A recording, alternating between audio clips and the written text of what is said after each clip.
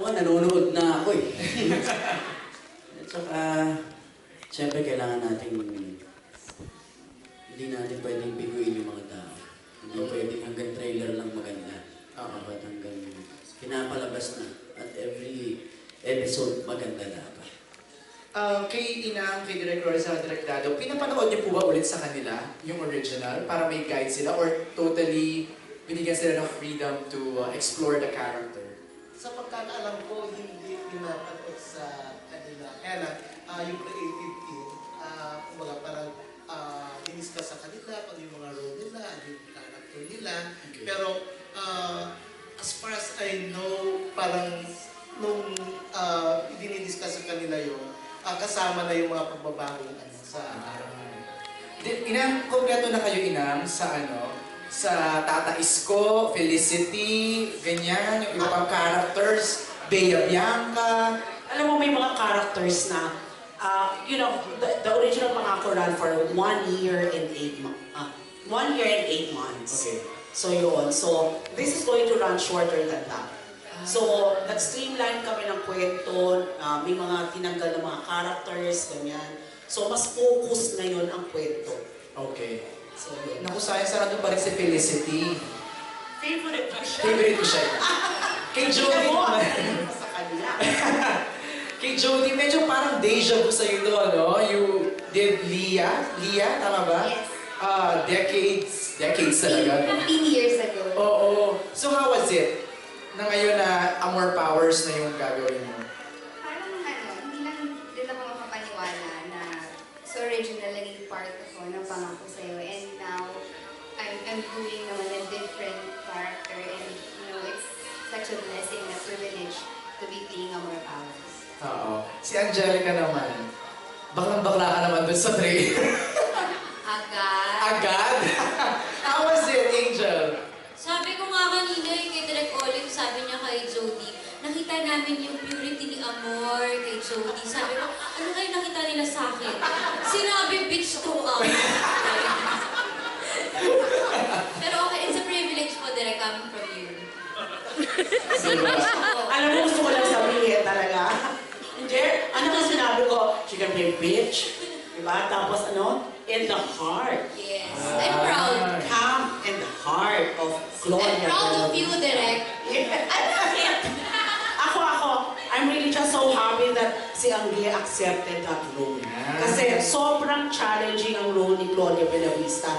It takes a special talent to do it. When it was offered ba sa inyo, Angel, Jody, agad you said yes? When it was offered to you guys, Jody and Angel? Well, when it was first offered to me, nag-alangan ako kasi I was doing a different show then. And yung concern ko talaga is kung gagawin ko yung character, baka hindi ko siya mabigyan ng justice. Okay. So, I really asked for time. Okay. So what made you say yes? What made you say yes? When I was given time. Tama nga naman. Hindi, syempre, tsaka sino ba naman nagtatanggi sa character ni Amor Powers? Ikaw, Angel, you said yes agad when it was offered to you. Para kasi, actually kung ako lang tatanungin, gusto ko na siyang gawin. Kaya lang, ako kasi may mga kinoconsider akong mga tao, kung ano sa tingin nila, yung opinion nila, kasi hindi naman biro na first time kong gaganap ng mother role, and hindi siya below 10 years old, di ba? Binata na siya, 10. Nag-expect na ako magka-movie pa kami. Ay, talaga ba? Na-love team kami. Wala na. Paso na lang ang pangarap ko. Nanay na. So, kinonsider ko yun, kaya ko ba na hindi ko na makatrabaho si Daniel as a love team? Seryoso ako itong mga totoong seryoso talaga. Siyempre, hindi dun sa love team. Seryoso ako dun sa, kaya ko bang mapatunayan sa mga tao na mukha kami mag-ina? Na, yung ganun. So, tinanong ko si Tita Malu, sabi ko, believable po ba? So, ang sagot sa akin, Tita Malu, ako naniniwala ako na kaya mo.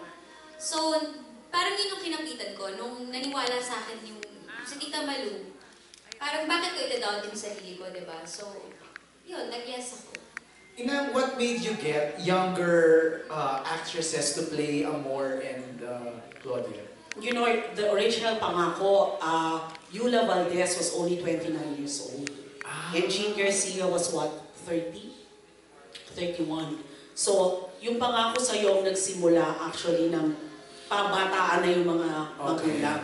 So, yun. So, yun lang. Siguro isa yun sa mga sinabi sa ni Tita Malumuanak, ano? Kasi ang bata rin talaga ni Yula at saka ni Jean Garcia may time na yun. Last na lang po kay Ian, anong pakiramdam na dalawang nagagandahan ito ang pinag-aagawan ka? Ikaw daw ang Richard Gomez. Aga mula ka na. Aga mula. I'm just so thankful to be part of this team because this is such a great opportunity for any actor to have this role of Eduardo. And yun nga, nung una medyo feeling ko awkward. Sabi ko parang ang laking bata naman sa akin itong dalawa. Feeling ko may pagka-DOM na yata ang dating ko. Pero nung Yung sa set, totoo na, yung totoo na. so pagdating sa workshop at sa set, yun nga, sobrang comfortable and yun, I'm so proud to be part of He's this. very happy. He's very happy. Ikaw talaga.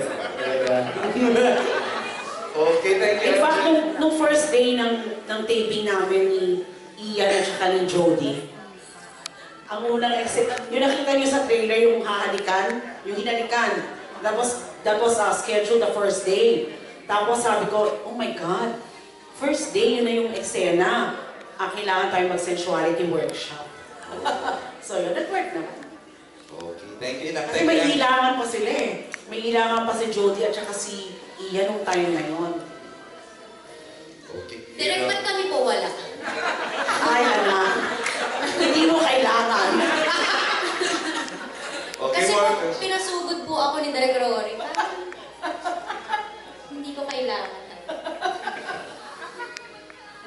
Okay. Any more questions? Yes, partner, we have a question from Ethel. Yes, it's Ethel. Kay Direk Rory. Kay Direk Rory. Since, admittedly, talagang hanggang ngayon, this is a most loved series. 17 years later, something like that. So why not a movie instead of just another series? Please, Direk Rory, answer that very Kasi ang daming beautiful elements. question. Tita Ethel, sayang kung movie, 1 hour and a half lang. This can go on and on and on. In fact, sinasabi ni Olive that it's shorter. But if you're really going to look at the story, it can go on and on and on. So, yun. Ako ni Kay Ethel kasi po, di ba, it's 15 years later. So there's a new generation of audience ngayon na inisip talaga ni Charo at saka ni Manu na we have to share the experience that was enjoyed, you know, by the generation 15 years ago. So sa panibagong audience na ito, we owe it to them to give them the same experience. So yun po. Pero it's very challenging. Sobrang... Henry, Kitay, would you like to say something? Ano lang, kasi Pangako sa'yo 1 year and 8 months na eh. Brainstormer pala ako ng manay So, ang iba yung, ngayon with the advent of social media, isang ano mo lang sa cellphone ngayon, nandiyan na kumpleto na lahat. So, marami rin namang plots doon sa Pangako sa'yo na hindi na namin magagamit ngayon. Hindi na applicable siya ngayon. So, kailangan namin siya i-adjust. So, kung noon, bago mahuli ni Claudia ang mga bago mahuli si Claudia, ang tagal, pwede mo pahabain. Yan hindi, sandali lang. Isang picture lang ngayon sa cellphone, send. Tapos na. Wala ka na masyadong itatawag hihil ngayon. So, may mga ganun pa consideration. So alam naman ho namin yung pressures that we are facing. In fact, nabalitaan pa lang ng mga tao dito sa ABS na ginagawa. Marami ng comparisons. Marami katulad ng question kanina ni MJ. Sino magpa-play ng Felicity, blah blah. So, all of us, I suppose, understand and have accepted the fact that, you know, this is going to be compared to the original. So yun. So ako, personally, as Olive, tinanggal ko yung pressure na sa katawan ko kasi inisip ko na lang na how would we tell a good story sa ngayon. So yun lang ang tinitingnan namin.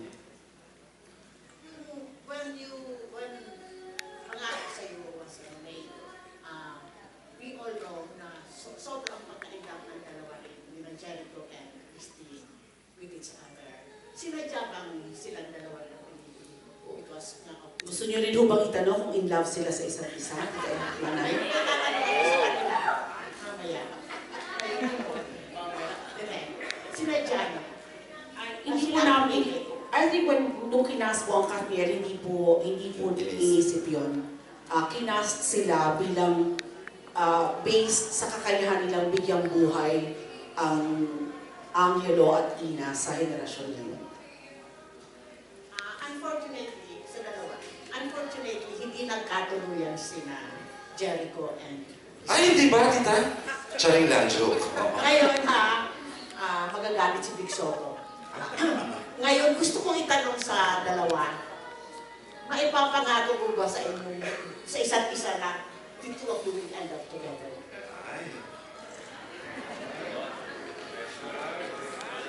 To be different, ha?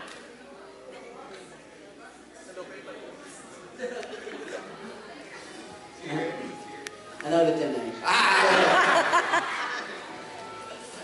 Wala po sa atin na makapagsasabi ng future. Tama. Hindi ko po alam talaga na hindi ko alam. Sana, hindi ko po alam. Basta kung ano po ang makakabuti. Doon po tayo. Ha? At saka parang important. Ang importante para sa amin ngayon yung present, parang ina-enjoy na lang namin. Kasi mahirap nga pag nag-expect or wala kang makakasabi kung anong mangyayari. Basta ngayon, na-enjoy na ito. Kay